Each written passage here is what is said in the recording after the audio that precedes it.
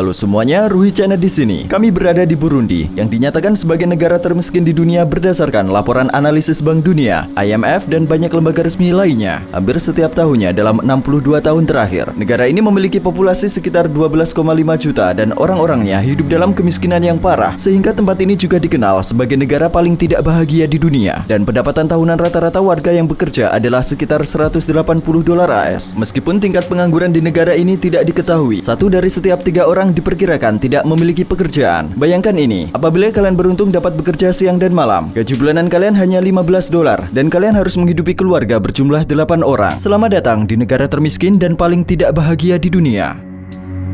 Saat kami mendarat di Bandara Internasional Bujumbura, satu-satunya bandara di negara ini dengan landasan pacu beraspal, kami sangat terkejut ketika melihat tampilan informasinya. Mereka menggunakan versi demo dari sistem operasinya agar tidak mengeluarkan biaya. Di lokasi kecelakaan yang kami lihat dalam perjalanan ke hotel, sekelompok anak-anak berdiri mengelilingi seekor anjing yang tertabrak mobil.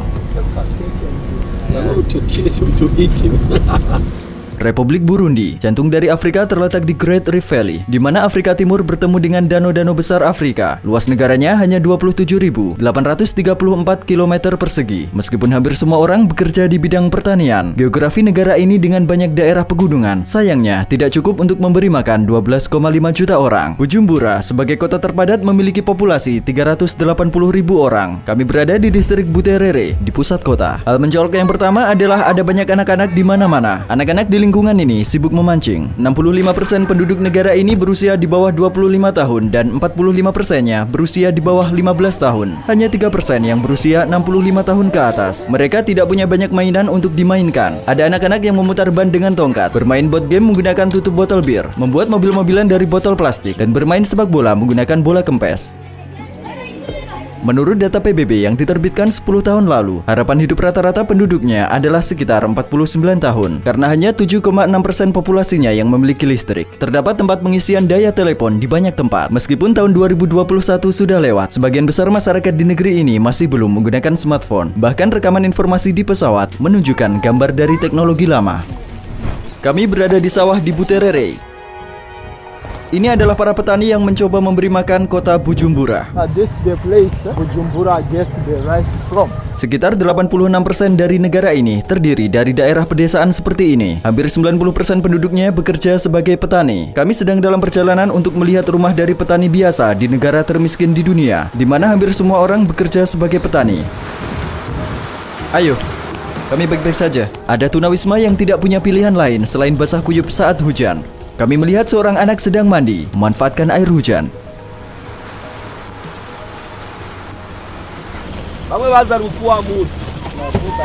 Hello, we can get in the house. Apakah ini rumah mereka? Yeah, Hanya satu kamar? yeah. It means 80 children, 2 parents. This is their bed, this one. Jadi apakah mereka membentangkan tikar ini dan tidur di atasnya? So they have another one, this is for children. So 80 children sleep on this. They took it from the garbage there. Apakah semua anak ini adalah anaknya? Children belong. Siapa namanya? Berapa usia John? He's a farmer. Berapa banyak uang yang dia hasilkan per bulan? Berapa usia anak laki-lakinya yang paling besar? Apa yang dia kerjakan sekarang? He has gone to garbages to collect different things. Terima kasih atas waktu kalian. Apa yang ingin dia katakan di kamera?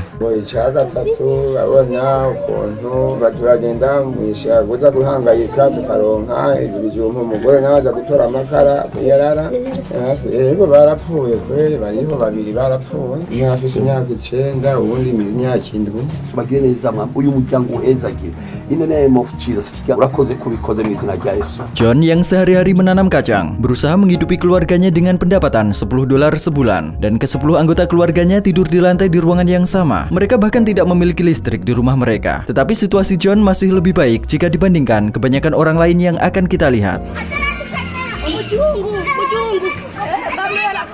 kita bisa menemukan orang di mana-mana di Burundi, yang merupakan negara terpadat kedua di Afrika. Terdapat 451 orang di setiap 1 km persegi dan lebih dari 70% dari orang-orang ini hidup di bawah garis kemiskinan. 1 dari setiap 20 orang meninggal karena kekurangan gizi atau kelaparan. Saat ini, 1 dolar AS setara dengan sekitar 2.000 franc Burundi. Namun hampir tidak mungkin untuk membeli dolar dengan harga ini. Orang-orang biasa menjual dolar di pasar gelap dan 1 dolar dikonversi menjadi sekitar 3.000 franc Burundi. Maka uang kertas mereka dengan nilai nominal yang paling besar, 10.000 franc, adalah sekitar 3,3 dolar AS.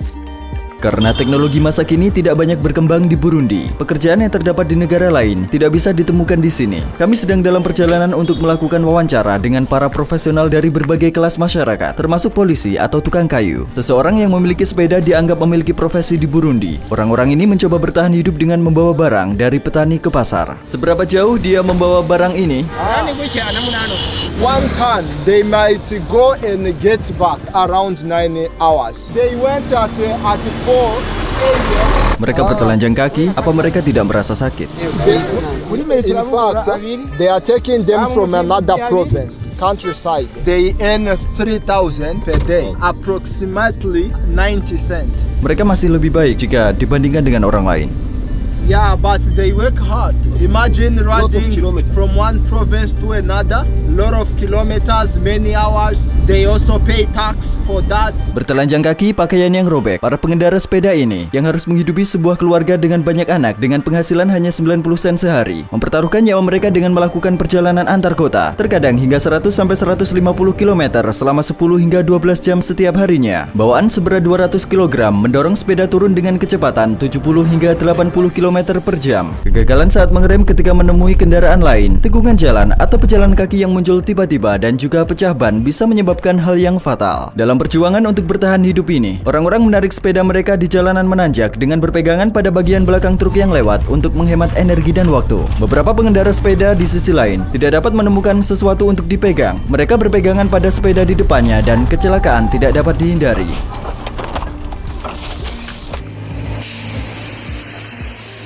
Menurut otoritas jalan raya, ada sekitar 12.000 km jalan di Burundi, tetapi hanya 14%-nya yang beraspal. Ada orang yang mencuci sepedanya di genangan lumpur yang terbentuk setelah hujan. Beberapa orang mengeringkan pakaian mereka yang terkena hujan di menara transmisi listrik di jalan karena mereka tidak memiliki di rumah.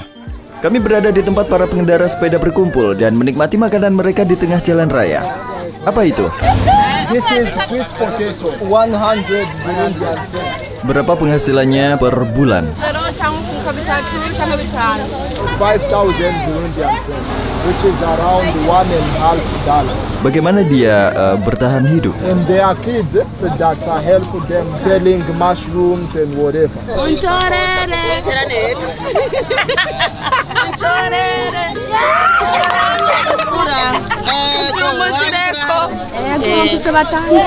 The husband abandoned her. Apakah ada anaknya yang meninggal? Yeah, 1 kid, 3 years.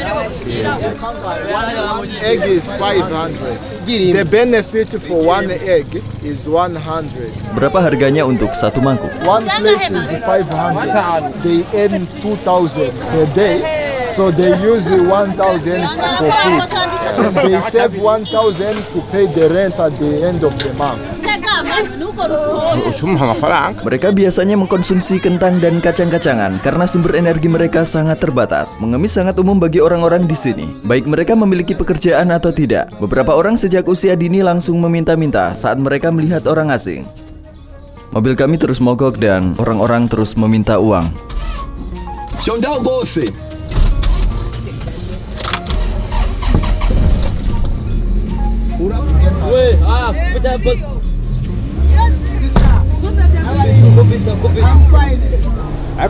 Pohon itu mencegah mobil jatuh dari tebing. Lihat. Oh my god.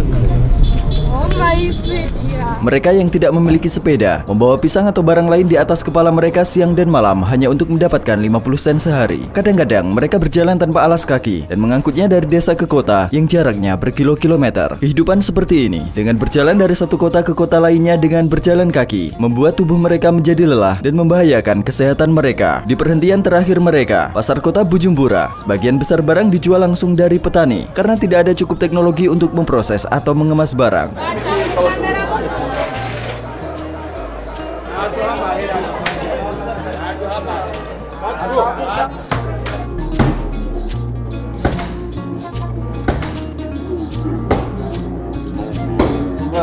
You know, these are the people who transport for other people. Like we can get 1,000. Oh ya? Di pasar ini, yang merupakan pusat pembelanjaan terbesar di negara ini, tidak banyak yang tersedia kecuali makanan. Mereka menyebut tempat ini Kotebu. Beberapa orang di sini tidak menyukai kamera. Mereka tidak terbiasa. Tempat ini penuh dengan orang-orang. Kami sedang dalam perjalanan menuju Gitega, ibu kota dan kota terbesar kedua di negara ini, dengan populasi 135.000 orang. You guys. If we can take a limited time, not more than 5 minutes. So that it may not cause troubles. Gejolak politik merajalela di setiap sudut negeri. Sopir kami mengenakan jaket hari ini dan menyimpan sebuah Alkitab di bagian depan mobilnya untuk melewati pos pemeriksaan polisi. Pos pemeriksaan polisi di sini ditandai oleh tali yang direntangkan. Menurut pemandu kami, orang-orang ini berasal dari cabang pemuda dari partai terkemuka dan mereka memblokir jalan untuk melakukan pemeriksaan identitas. Sopir kami menunjukkan dokumen di pos pemeriksaan kepada polisi, tetapi mereka mengatakan bahwa mobil kami akan diderek karena terdapat retakan di kaca depannya. Sopir kami dengan tenang bernegosiasi dengan polisi dan membayar suap sebesar 5.000 franc Burundi, yaitu sekitar 1,6 dolar. Akira. This phone with camera. Which one you know? Akira. He saws the wood. Berapa penghasilannya sebulan? kwezi ntomboje ndashaka kuronka ibihumbi 50 canke 30. Saya rasa kita harus membantunya. Yo, merci yo.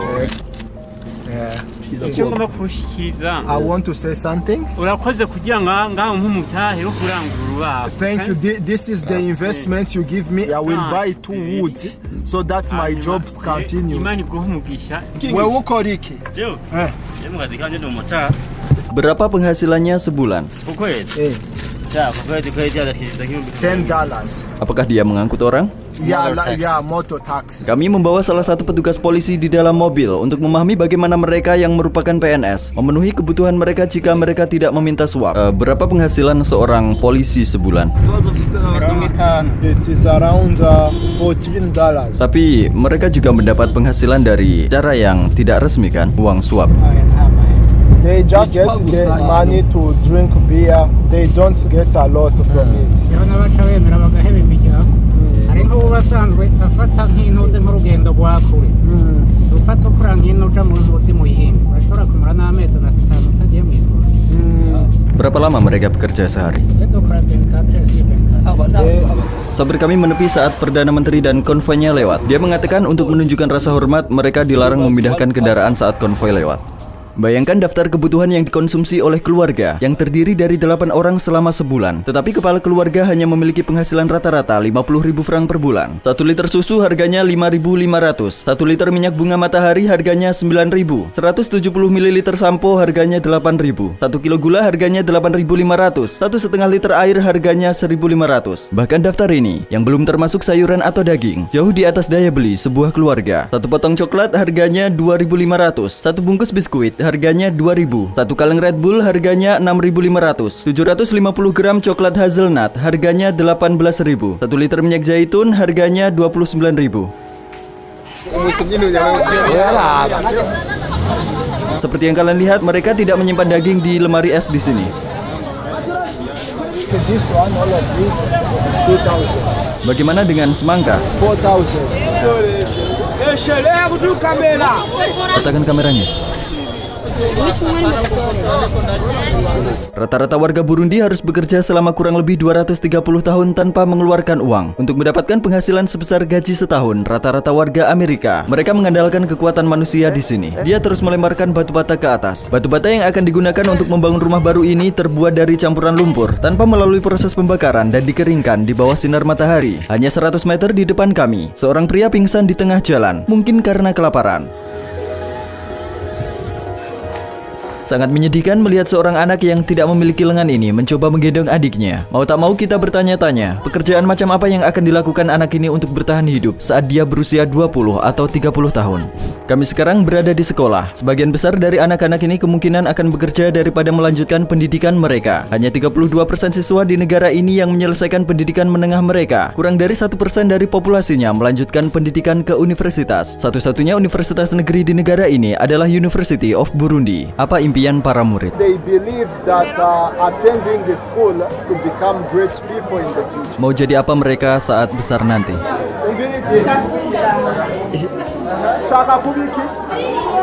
Kalian melihat anak-anak pulang dari sekolah. Berapa lama mereka berjalan? He walked for an hour. Anak-anak ayo ke sini saja. Bagaimana dengan yang lain? 30 minutes. There are some who go for 2 hours. 2 jam hanya untuk pulang. Yes.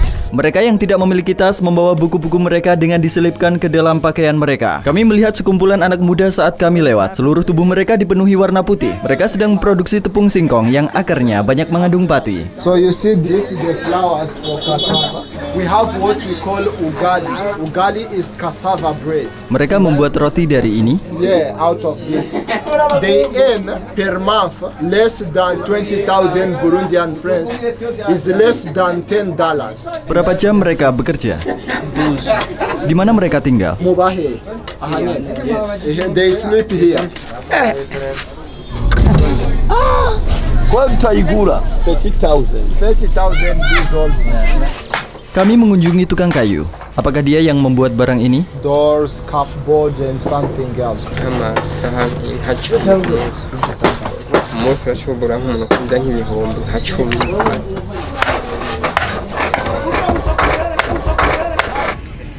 10. Kamu ya? Kami berhenti di tengah kemacetan. Para penjajah terus datang satu persatu. The two of them, I buy it for 2,000. Berapa harga satuannya? This is 1,000. They produce palm oil.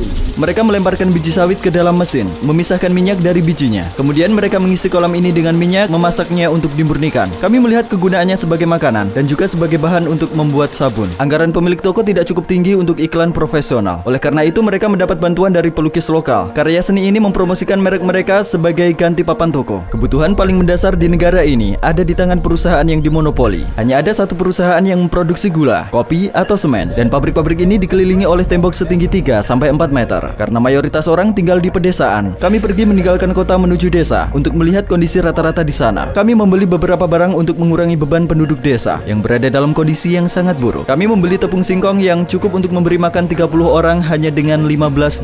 Hari Sabtu adalah hari bersih-bersih umum di negara ini. Dengan dorongan pemerintah, warga Burundi menyapu jalan-jalan dan membersihkan kota hari ini. Di pemakaman kota yang terletak tepat di luar Bujumbura, kita melihat dengan sangat jelas bahwa perbedaan kelas terus berlanjut bahkan setelah kehidupan berakhir. Kalian melihat kuburan orang-orang kaya di belakang saya. Perempuan ini telah membeli ruang pribadi untuk dirinya sendiri dan tidak ada yang bisa masuk tanpa izin di sini. Yang ini untuk kelas menengah dan ini untuk orang miskin. Dia baru saja menghentikan kami. Polisi membawa kami ke suatu tempat. Dia mengatakan bahwa kami dilarang untuk mengambil gambar di sini dan kami bisa masuk penjara karenanya. Setelah mengambil $50 dari kami, dia mengembalikan paspor kami dan pergi. Pada tanggal 7 Desember 2021, hanya 1 minggu setelah polisi mengancam akan memasukkan kami ke dalam penjara Gitega, kebakaran terjadi di penjara tersebut dan 38 tahanan berakhir tragis dalam kebakaran itu. Menurut statistik, Burundi merupakan negara terburuk ketiga di dunia dalam kecelakaan terkait kebakaran.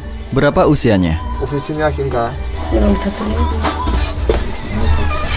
Ini kecil sekali ya kan? Yeah. Dan ada banyak nyamuk di sini dan juga banyak lagi di sini. Di mana dia tidur? It is here.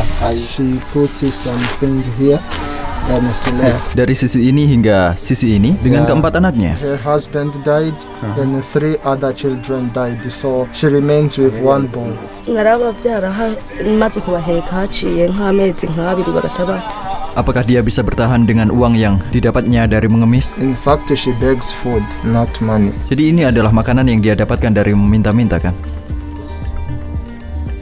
Dan pisang di sana. Jadi ini adalah makanannya hari ini. Just enough, ya. Mari berikan satu lagi. Mau? Ya. Hai. Oke, Berapa usianya? mirongo itandatu ni No, hijana yet. Dia tidak tahu berapa usianya. Apakah dia tidur di sana? Yes. Dan di mana dia memasak? Yeah, it is the same place. Ini adalah semua pakaiannya. These are his clothes. Dia memasak di sini, dia memiliki beberapa kayu di sana. Kalian melihat beberapa panci dan wajan. Dia hanya memiliki sepasang sepatu, pakaiannya berantakan. Kalian mungkin bertanya-tanya, berapa banyak pakaian yang ada di lemari pakaiannya? Sebenarnya, dia bahkan tidak memiliki lemari pakaian. Ini merupakan kondisi tempat tinggal dan kondisi kehidupan pria ini. This is his son. Apa pekerjaannya? He brings food for cows. Apa dia memiliki sepeda? No, he carries. Apa dia pergi meminta-minta? Tempat penampungan ini mungkin merupakan rumah bagi orang termiskin dari negara termiskin di dunia. Di negara lain, para petani mungkin menggunakan tempat seperti ini untuk hewan mereka. Tetapi orang-orang di sini sebenarnya mau tinggal di tempat penampungan seperti ini. Kalian sedang melihat rumah seorang perempuan yang mencoba bertahan hidup sebagai pengemis. Ruangannya hanya ini. Dia tidak terlindungi dari hujan. Kalian bisa melihat ada banyak lubang di dindingnya. Dindingnya terbuat dari karung, kantong plastik, dan semak belukar. Banyak orang di sini kehilangan nyawanya karena kelaparan. Yang masih bertahan hidup seperti ini di desa. Berapa banyak anak yang biasanya dimiliki orang-orang di sini? Lalu berapa anak yang dia punya? So she's not sure of her kids, how many they are. Dia tidak tahu. She thinks they were 6 because they all went away. She doesn't know. Apa dia menjual hasil tanamannya? No, we just cultivate for eating. Orang-orang di sini sudah berhenti berusaha mencari uang karena infrastruktur ekonomi di negara ini tidak cukup berfungsi. Mereka membeli barang dengan cara barter. Mereka tidak menggunakan uang tapi menukarkan apa yang mereka tanam. Apakah dia tahu kita sekarang ada di tahun berapa? Murazi umwaka turimo. Oh ya. She don't know. Bahkan perempuan muda itu, No. mereka bahkan tidak membawa uang kan? Mereka bahkan tidak mengetahui mata uangnya. They don't even have information what is happening. Their job is to cultivate and eat what they cultivate. Banyak jenis pohon yang telah ditanam. Penduduk desa di sini tidak menunggu tanahnya berat dan beristirahat, tapi mereka terus menanam karena mereka sangat lapar. Ini adalah satu-satunya cara orang bisa mendapatkan sesuatu untuk dimakan. Mungkin jagung manis ini tumbuh 2 kali lebih lambat dari biasanya, dan faktor seperti ini menambah masalah baru pada masalah kelaparan mereka. So this is his wife. Mari menemui mereka bersama. Kami sedang bersama sebuah keluarga muda. Apa mereka memiliki anak? They have 1 kid. Di mana anaknya? Baramuhetse. On the back. Bisa kalian tunjukkan? Ah, cantik ya? Samuel berusia 16 tahun, tidak pernah bersekolah dan sudah menghidupi keluarga yang terdiri dari 3 orang. Mereka tidak memiliki toilet di sini. Mereka melakukannya di luar. Ini adalah dapurnya. Mereka menggunakan tempat ini untuk memasak. Air ini untuk memasak makan malam. Dia hanya memiliki 1 pakaian casual. Dia memakainya setiap hari. Dia bilang dia memiliki 1 pakaian bersih lagi, tapi dia hanya memakainya saat berdoa. Apa agamanya? Christian. Menurut data resmi, 20% dari populasi perempuan di negara itu dipaksa untuk menikah sebelum usia 18 tahun. Orang Burundi beranggapan bahwa memiliki anak adalah sebuah berkah. Mereka rata-rata memiliki 5,5 anak dari setiap perempuan. Tingkat pertumbuhan penduduk Burundi merupakan yang tercepat ketiga di dunia menurut laporan tahun 2021. Selain itu, cukup umum bagi beberapa pria dari generasi sebelumnya untuk memiliki 25 hingga 30 anak dari lebih dari 1 perempuan. Karena di Burundi protein biasa tidak dikonsumsi dalam jumlah yang cukup. Burundi adalah negara ketiga di dunia yang populasinya paling sedikit mengkonsumsi daging menurut data PBB. Negara kedua yang paling sedikit memakan daging adalah India, dan yang pertama adalah Bangladesh. Orang-orang di kedua negara tersebut kebanyakan adalah vegetarian. Rata-rata konsumsi daging harian per orangnya hanya 14 gram, dan konsumsi daging hanya merupakan sekitar 2% dari total konsumsi makanan. Kurangnya sumber nutrisi penting seperti zat besi, vitamin A, zodium, dan seng menyebabkan penurunan IQ dan defisit pertumbuhan serta perkembangan fisik. Anemia juga sangat umum di masyarakat. Menurut analisis Program Pangan Dunia, 1 dari setiap 5 anak kehilangan nyawanya sebelum mencapai usia 5 tahun karena alasan ini. Menurut WHO, hanya ada 1 dokter untuk setiap 35.000 orang di Burundi. 2 juta orang yang tinggal di sini belum pernah ke rumah sakit seumur hidup mereka. Kami akan menuruni bukit sekarang untuk kembali ke Bujumbura. Tapi kami selalu memegangi rem tangan dengan 1 tangan karena dia tidak mempercayai rem mobilnya. Sangat berbahaya. Kami berhenti untuk mengisi bensin setelah mengendarai mobil yang remnya meragukan. Setelah mengantri panjang, kami membeli bensin seharga 80 sen per liter, yaitu 2.400 franc. Hari ini kondisi di kota sangat kacau. Sebuah keluarga yang terdiri dari 4 orang sedang menggunakan 1 sepeda sebagai alat transportasi untuk menghadiri kebaktian gereja pada hari Minggu. Kami berada di salah satu kebaktian Minggu yang diselenggarakan oleh gereja. Itu adalah salah satu kegiatan di mana masyarakat dapat bersosialisasi dengan mudah. Sekitar 84% penduduknya beragama Kristen, 2,5% Muslim. dan sisanya percaya pada dewi yang disebut Imana, yang merupakan bagian dari kepercayaan lama mereka, atau tidak percaya pada agama apapun. Kalian sekarang akan mendengar musik tradisional Burundi. Mereka juga akan menari.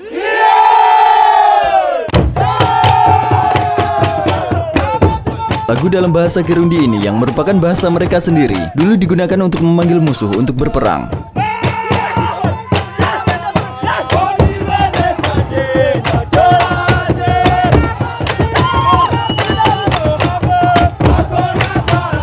Kerajaan Burundi menjadi bagian dari Afrika Timur Jerman pada tahun 1890 dan kemudian diserahkan kepada Belgia setelah kekalahan Jerman pada Perang Dunia I. Pemerintah Belgia yang telah membuat kehadirannya terasa di semua bidang telah memperkenalkan diskriminasi etnis sejak tahun 1933 dan menciptakan kelas yang berbeda dengan membagikan kartu identitas kepada orang-orang berdasarkan karakteristik fisik yang telah ditentukan. Dari segi struktur demografi, 85%, 14%, dan 1% sisanya terdiri dari garis keturunan yang berbeda.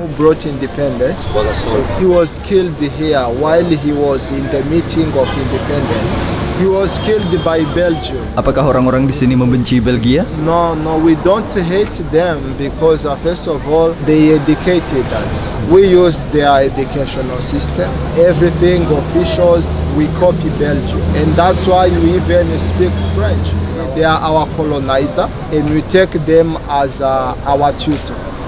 Meskipun penjajahan Belgia yang berlangsung hingga 1 Juli 1962 secara resmi telah berakhir dan Burundi telah mendeklarasikan kemerdekaannya, orang-orang di sini masih diwajibkan untuk membawa kartu identitas untuk menunjukkan asal suku mereka, dan konflik ini yang berlanjut hingga 2005 telah mengakhiri nyawa sekitar 300.000 orang di negara ini. Orang-orang di sini menganggap diri mereka beruntung karena orang Belgia telah membawa agama Kristen kepada mereka. Sebuah peribahasa Afrika yang terkenal mengatakan, ketika para misionaris datang ke Afrika, mereka memiliki Alkitab dan kami memiliki tanah. Mereka berkata, mari kita berdoa. Kami memejamkan mata. Ketika kami membuka mata, kami memiliki Alkitabnya dan mereka memiliki tanah kami. Selain anak-anak yang kehilangan orang tuanya karena peristiwa naas yang terjadi di masa lalu atau karena AIDS, banyak juga anak-anak yang ditelantarkan oleh keluarganya karena ketidakstabilan ekonomi. Menurut organisasi SOS Children Village, saat ini jumlah yatim piatu di negara ini adalah 610.000. Itu adalah 5% dari total populasi di negara ini. Semua anak yatim ini biasanya dipaksa untuk bekerja. Sebagian besar dari mereka dipaksa untuk melakukan hal-hal yang tidak pantas dan sebagian dijual seperti barang. Menurut penelitian resmi dari Departemen Luar Negeri AS, beberapa anak Burundi dibawa ke Karamoja, salah satu daerah miskin di Uganda, dan dipaksa untuk bekerja di pertanian atau melakukan pekerjaan yang tidak pantas. Pada tahun 2020, pemerintah dan masyarakat sipil melaporkan bahwa para pedagang menjual anak-anak di pasar di wilayah timur Karamoja dengan harga sekitar 50.000 siling Uganda atau kira-kira $15.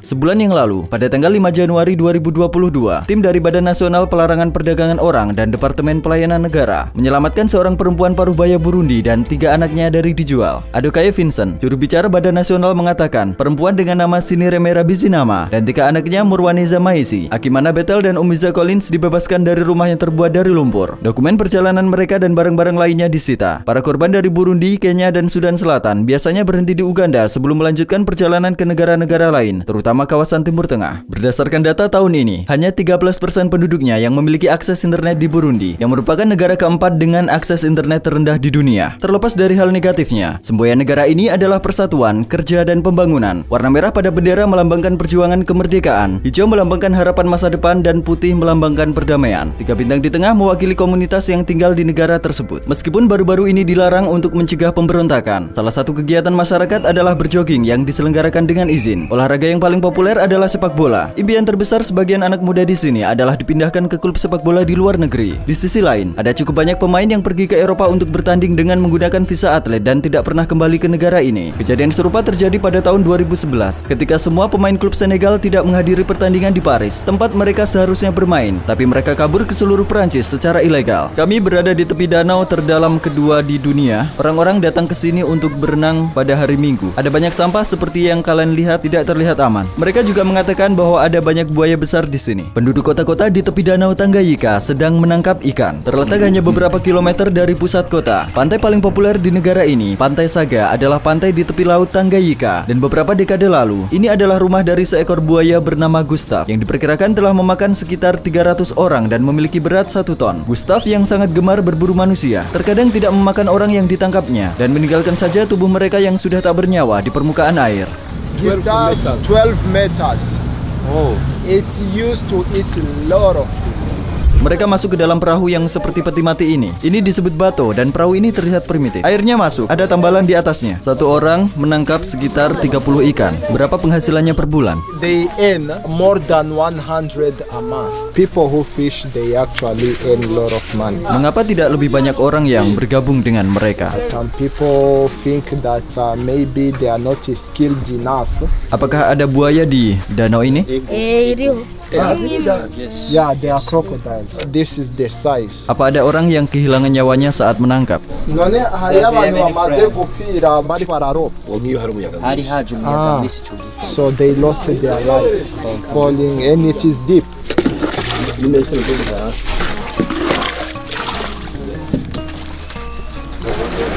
Para nelayan yang berpengalaman dapat mengetahui tempat yang bahaya dengan bantuan gelembung yang naik ke permukaan.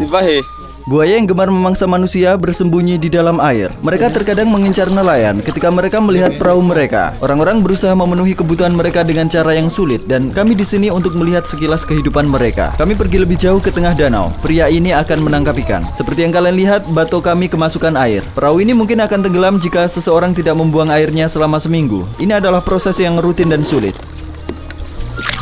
Mereka mengatakan ada banyak buaya di sini, tetapi bahkan anak-anak sudah terbiasa dengan gaya hidup ini. Ini adalah kehidupan sehari-hari bagi mereka dan ini adalah cara mereka bertahan hidup. Hidup itu keras di Burundi, meski tidak banyak yang mengetahuinya. Danau Tanganyika yang sangat penting ini menyimpan sekitar 16% cadangan air tawar dunia. Danau ini juga merupakan danau terdalam kedua di dunia. Sekarang di saat banyak tempat di dunia mulai kekurangan air minum, danau yang menyimpan 16% dari cadangan air tawar dunia mungkin akan dieksploitasi secara liar dalam beberapa dekade mendatang. Produk ekspor utama Burundi adalah kopi, teh, kapas, kentang, kacang-kacangan, tepung singkong, jagung, dan pisang. Negara ini menjual produknya ke Belgia, China, Uganda, Kenya, Arab Saudi, dan India. Pada tahun 2020, negara ini menghasilkan sekitar 161 juta dolar dari ekspor, tetapi menghabiskan 908 juta dolar untuk impor. Biasanya selisih antara keduanya tidak terlalu besar di negara lain, tetapi tingkat defisit akun di Burundi berkali-kali lebih tinggi daripada rata-rata dunia. Dan 50% dari apa yang mereka jual adalah emas. Uni Emirat Arab membeli emas dari Burundi dan menjualnya ke dunia dengan harga yang jauh lebih mahal dengan memberikan nilai tambah pada produk tersebut. Ketika Presiden Burundi Pierre Nkurunziza memutuskan untuk maju kembali dan berhasil memenangkan masa jabatan yang ketiga yang bertentangan dengan hukum, negara ini dikritik habis-habisan oleh dunia barat. Kemudian Burundi diembargo oleh dunia barat karena permasalahan politik pada tahun 2015 dan kehilangan hubungan ekonomi mereka. Meskipun Burundi terletak dekat dengan Khatulistiwa, negara ini memiliki iklim yang sedikit lembab karena ketinggiannya. Suhu rata-rata sepanjang tahun tidak banyak berubah dan berkisar di antara 24 derajat Celcius. Negara ini mengalami musim hujan 2 kali setahun, antara September-November dan Februari-Mei. Daerahnya yang berupa pegunungan, serta semakin banyaknya jumlah pohon yang ditebang telah membuat negara ini rentan terhadap bencana banjir. Banyak rumah di Burundi telah hancur karena meningkatnya jumlah banjir dalam beberapa tahun terakhir. Dan tanah pertanian mereka, yang merupakan sumber pendapatan mereka, turut hancur. Di kota Gatumba, warga telah kehilangan 90% harta mereka akibat banjir pada April 2020. Negara ini seperti pohon yang kehilangan daunnya dari bulan ke bulan. Orang-orang di sini berharap musim semi akan datang, tapi di jantung Afrika, umat manusia belum keluar dari masalah. Dalam film dokumenter ini, kita jadi mengenal negara termiskin di dunia dan penduduknya. Kami menyaksikan kisah memilukan dari masyarakat yang terbiasa dengan kelaparan. Kalian bisa mengetahui lebih lanjut mengenai sumber yang kami gunakan dalam penyusunan dokumenter ini dalam tautan di kotak deskripsi. Kejutan besar sedang menunggu kita semua di pemberhentian berikutnya, yaitu Uganda. Jangan lupa subscribe agar kalian tidak melewatkannya. Ruhi Channel pernah ada di sini.